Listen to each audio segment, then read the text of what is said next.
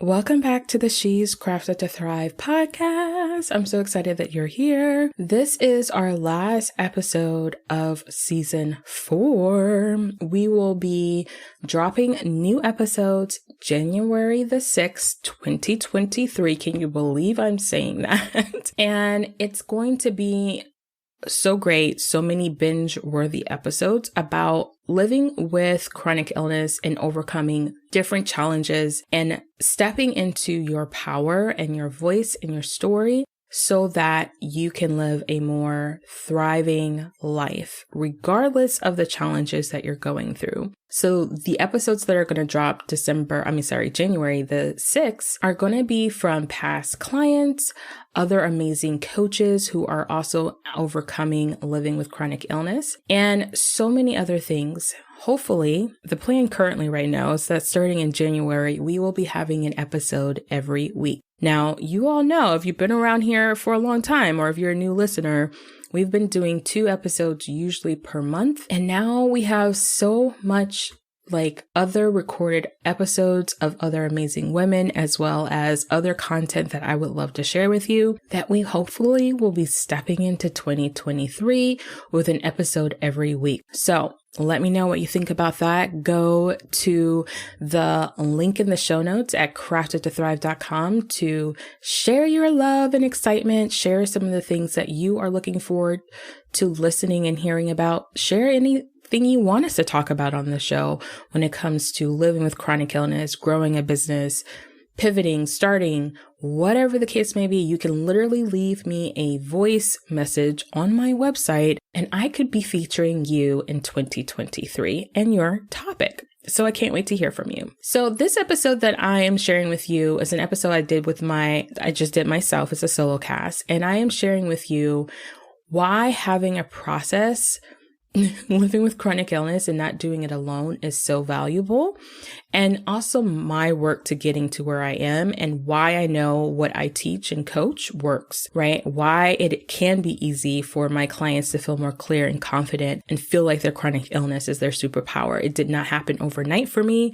And I always tell people it wasn't easy, but now it is easy because I know how to do it in a way that feels good and easy. And that's what I want you to hear in this episode. And as you look at your year of 2022, think about where could things be more easy? Where could things have been more fluid? Think about what did go well. Think about how you were in your mind, your body, where were you clear even during a flare-up? Where did you feel like you really advocated for yourself or spoke up for yourself or did something that was hard even though you weren't feeling great, but you still felt really confident doing it?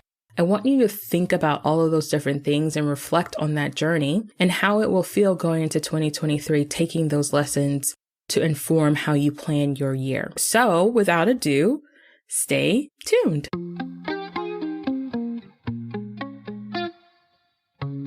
You're listening to the She's Crafted to Thrive podcast, and this is your host, Nikita.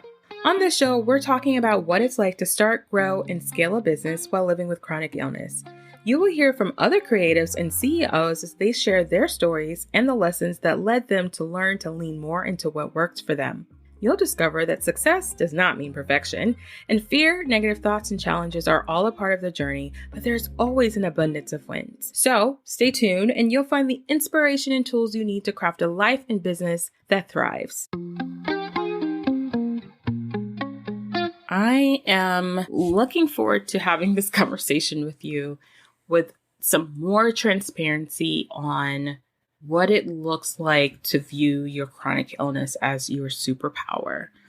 And I started thinking about this when I was talking to a good friend a few weeks ago who was like, I just don't know how you do it. How are you doing all of these things? And it looks so easy. Even when you say you're in a flare-up, it looks easy, Nikita. And I lovingly said it has taken a long time. It has taken so many small mini wins in so many different areas of my life to get to a point where, one, I can not hate my chronic illness and illnesses and to view them as a way to live in a more empowered way. And it didn't happen overnight, you guys. It totally didn't. And it got me to thinking about something I have been experiencing in the last couple of months about me and my physical strength of being able to do more than I probably have been able to in years, right? And I thought this is a great episode to have with you all, to share with you how it is possible, but also to share with you, like, it doesn't happen overnight. And it appears easy right now. It appears super easy right now. And I definitely believe it can be, even the journey, but no one told me about this journey. And I have definitely created a framework looking back over the last, how long it's been, almost 13 years of living with chronic illness, and have rehearsed and re-rinsed and washed and dried this process over and over again in all of these different areas of my life, so that someone else can come into and in my world, and as I work with them, to see how it can be easy and they don't have to struggle for 13 years by themselves trying to figure this out. And I just wanted to show you kind of a bit of behind the scenes of what has taken and why does it look like it's easy, and why I can effortlessly in some way, shape, or form say, yeah, your chronic illness can be your superpower. So here's what I mean by that.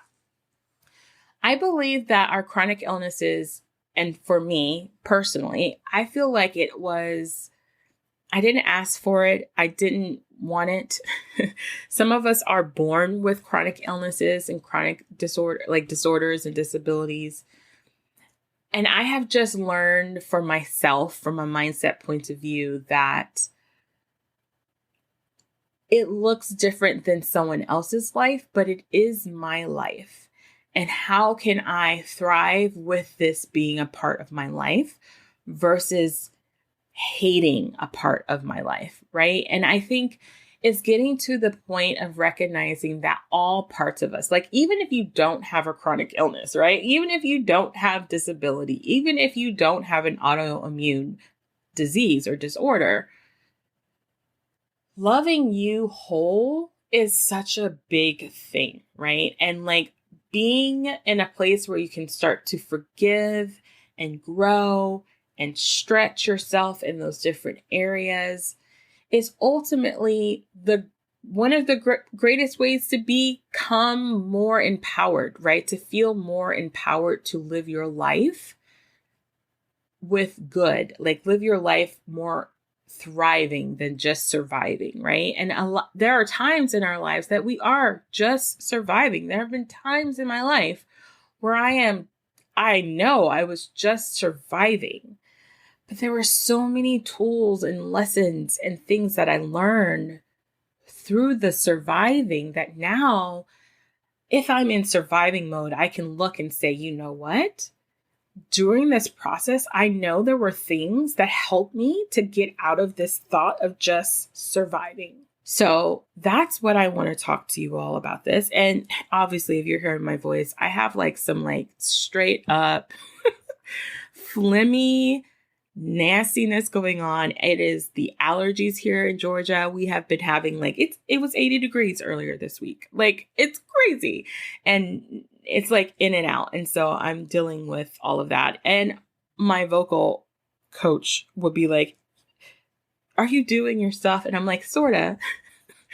I kind of have been, and I need to do that more. So excuse my voice. But with all of that being said, how can you view your chronic illness as your superpower? I wanted to share the example that I feel gives a really good view of how to deal with the ups and downs of living with chronic illness, even when you are feeling like you're on a good trajectory up or down. Okay. So I recently in this year started working with a functional medicine doctor earlier this year. I think I talked about this earlier in an episode, in a solo episode. And they really did help me find a balance and a harmony between my body, what's going on in my body and my stomach and all of that stuff. And so I really was very intentional. One of the biggest things that I have learned over the years living with chronic illness is that intentionality is key to creating small wins that lead to greater places of clarity and confidence. Like it truly is. The intentional work that you put in are the little steps that takes you to the big vision where you can look back and your friends can be like, Nikita, how are you doing it so easy? And you're like, it has taken effort and I'm so glad I took the effort, but it wasn't as hard as many of us think it has to be. And this journey, and I intentionally bring up the point that I started working with a functional medicine doctor and a team and a health coach. And I've done that multiple times during my journey of living with chronic illness, and working with a coach and having them work with me on my mindset and all of those things. Like they are not all siloed. They're literally all the holistic tools that I needed to use in order to really understand my thoughts, my body, and what I really want, right? And living with pain, especially with fibromyalgia, is one of my chronic illnesses. And this past year, I was diagnosed with IC, which is chronic bladder disease. Pain is a part of my life. And part of my intention is like knowing where am I adding pain where I don't need to. And a lot of times it is in my head, like the thoughts I am thinking about myself or the people or perception of other people's reality and my thoughts are the things that are usually get in the way of me really being and seeing my hurdles as a lesson towards being a better version of myself, right? So I say all that to say I started working in Pilates. So the story with Pilates is way back in the day, I used to do Pilates and I really enjoyed it. It was kind of like that hate-love experience. Like when you're going through it, you kind of want to like scream and shout. And my instructor now, she laughs at me because I laugh at her. Like she tells me like, do this thing. And I'm like, yeah, that's cute. That's not going to happen. And now I'm like almost 4 months into it. And it's like, I cannot believe I'm doing this and doing it harder than I was doing it in the first time. But that didn't happen overnight. It definitely started slowly. But it first started with me being okay with the pace it takes me, or it took me, to get to a place where I felt comfortable, but uncomfortable enough where I could have that growth of going to Pilates, right? And so that's something that I have become very intentional in my life of knowing the difference between being outside of my comfort zone and being absolutely petrified and not at all ready for me to do the thing, right? And I really think there's a balance that has to be found with knowing the difference. And it has definitely been a part of my journey of like, okay, when do I push, right? Like when there are times I'm going to have to push, but when do I know that I've pushed too much or that I'm getting to that place of pushing too much? And when I am, what am I sacrificing, ignoring, or hiding from when I'm doing that?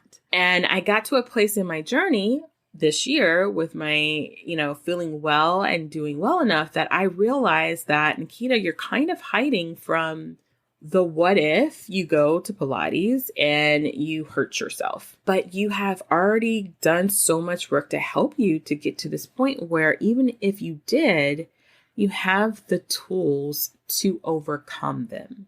So this is a little bit of uncomfortableness of where you are, but you can do it because you've done all these little tiny steps that have led you to being able to step into this uncomfortable place and still grow and thrive. So I say all of that to also go back to something that happened to me 2 weeks ago, right? So, those what if fears, and most of the time they're just smoke. They don't really happen, right? Sometimes they do.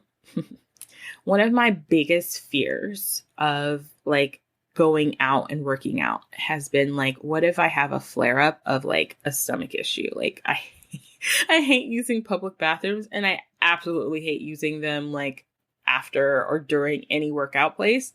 It's like probably nobody is paying attention. Probably nobody is even looking at me because most times they aren't.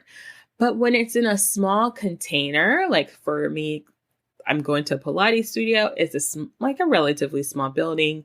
The ladies in my group, they know me, sorta. They don't know what kind of issues I have. It's a group little setting. My instructor knows me pretty well. And my fear beyond hurting myself is that I'm going to have like an episode where I have to go to the bathroom in the middle of a class and have to leave. And how embarrassing is that going to be, especially when I'm in a group session with like 4 other people, where it's not like you can bounce out and nobody notices that you bounced out. Like you actually have to say something. And that happened. That totally happened. And I know why it happened. Like I know why my stomach is doing the thing. This last couple of months, my body has been like telling me, hey, we need to switch some of this protein shakes that you're taking because we're getting used to them and we kind of don't like them. And I go through those kind of like little sessions of time of life where it's like I have found my normal.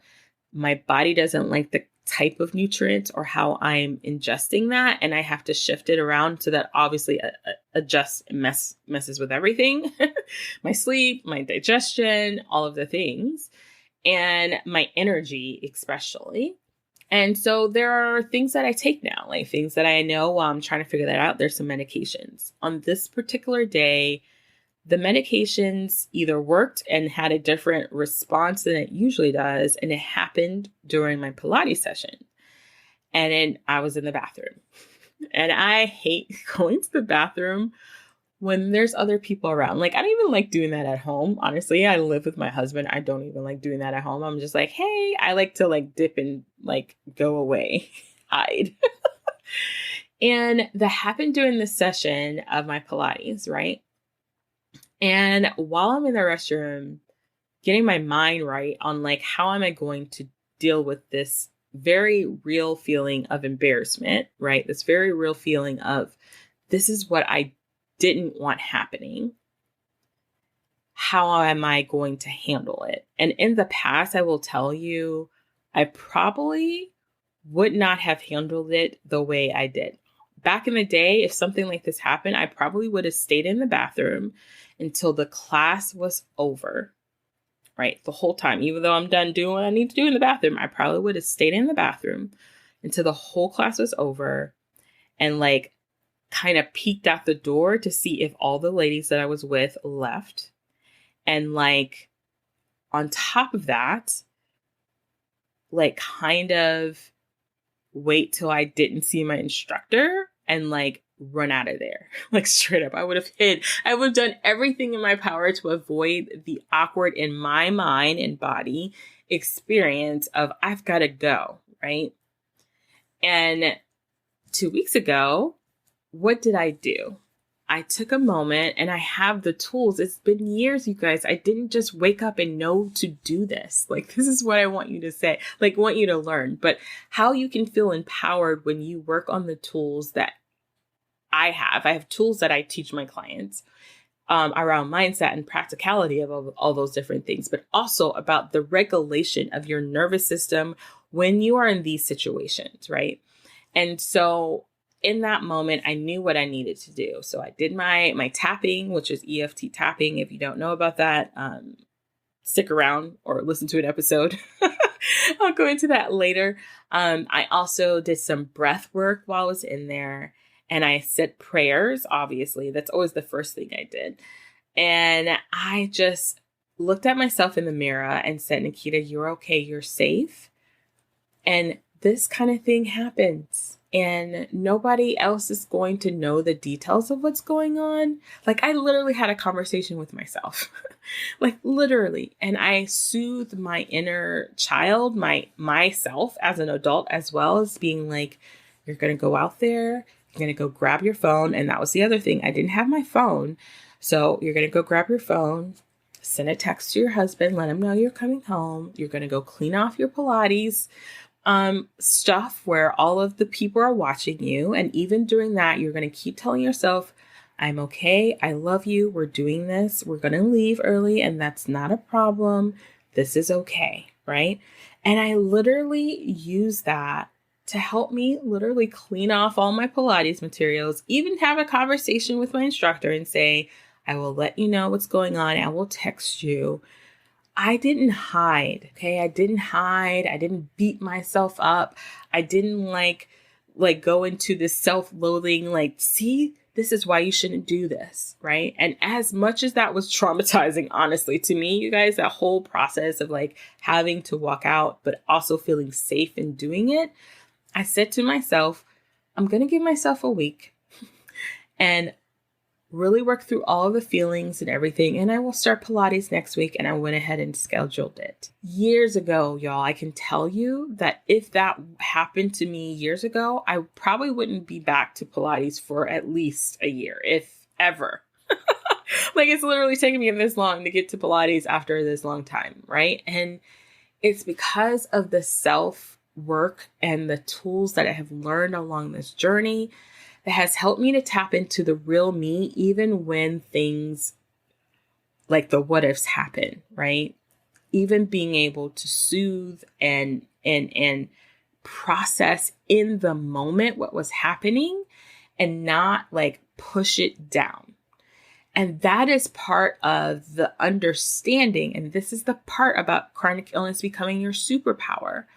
I have come to understand that if I don't deal with the things in the moment as much as possible. Is it 100%? Do I do it all of the time? No, but as much as possible, my body will take it on, right? It will take the blow. There's a book that says the body takes the blow. Put a link to it in the show notes, but it will. And because I am honoring this vessel, this body that I am who I am, this body, I have to embrace the uncomfortable embarrassment of what this means and work on my nervous system, work on my thoughts in the moment so that I can get to where I want to go ultimately, right?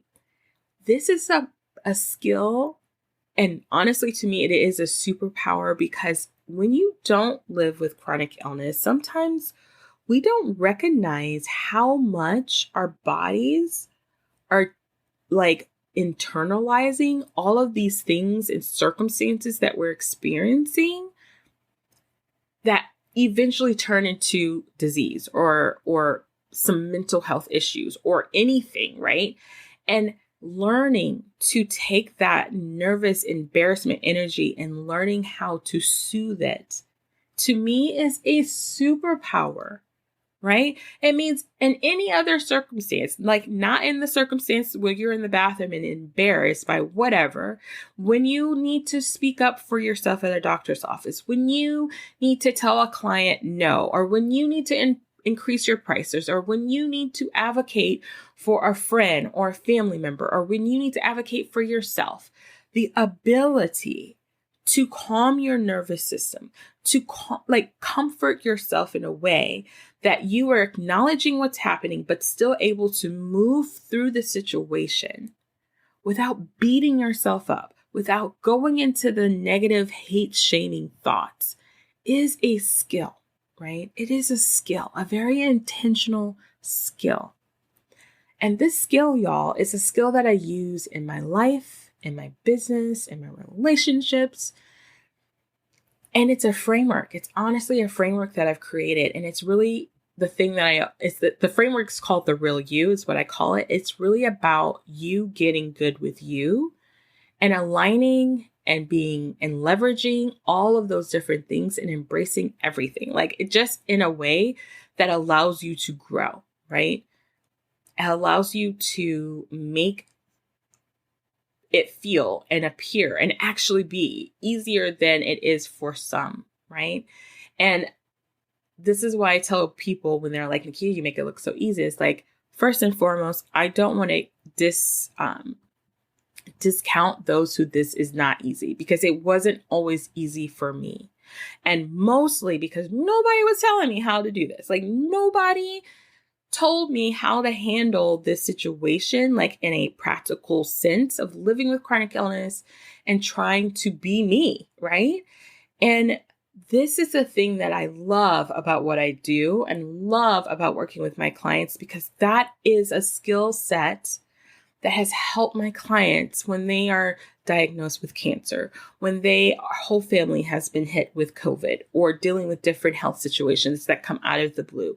It's a thing that helps them to set their boundaries, to increase their prices, to start a business, all of those different things. This framework has helped them. And I'm so passionate about it because it's not just about business. It's not just about, your creativity. It is about being able to holistically live with chronic pain, chronic illness, disabilities, autoimmune diseases, all of the things in a way that empowers you in the lows and the highs of this journey. So it looks easy, maybe if you watch me or listen to me, but it only has come to be this way because of so many trial and error, so many coaching calls, so many journals that I have stacks of, so many different things that it has literally me going back and processing. How am I here today at this place? And that's what I share. That's what I share with my clients using actual science-based tools as well as proven strategies that have not only helped me, but helped my clients to live where they are not beating themselves up for being chronic illness warriors, and that they have better messaging that they give to themselves, that they do in their business, the things that they say to their body, the way they feel in their body, and the thoughts that they have around all of those things. So when you're ready to step into not feeling like you're just kind of there, or if you were like me years ago, where it's just why is this so hard? Why cannot this be a little bit easier? Then you want to get on a call with me. I'm just going to be straight up. You want to get on a sales call with me to learn more about how this doesn't have to be so hard and how you can look at your body and your business in a way that feels empowering and gives you exactly what you need when it comes to growth as a woman living with chronic pain, chronic illness, and a person and woman living with or wanting to grow their business. If that's something you want, I have a few open spots left, 1-to-1, and I would love to invite you to join me there. There's a link in my show notes for you to book a call. These are no pressure calls, y'all, none whatsoever. It literally is there because I just so much believe in the framework that has been able to help my clients and help me for people to say, hey, Nikita, how are you doing this and making this look so easy? It's not that it just happened. It was very intentional. Okay. So as always, remember that I love you all, and you, yes, you are crafted to thrive. All right, y'all, that's a wrap. Thank you for listening, and I hope this conversation inspired you. Be sure to visit craftedtothrive.com to check out our show notes, connect with our guests, and grab some of those goodies. Join us for the next episode, and in the meantime, remember, yes, yes, yes, you are crafted to thrive.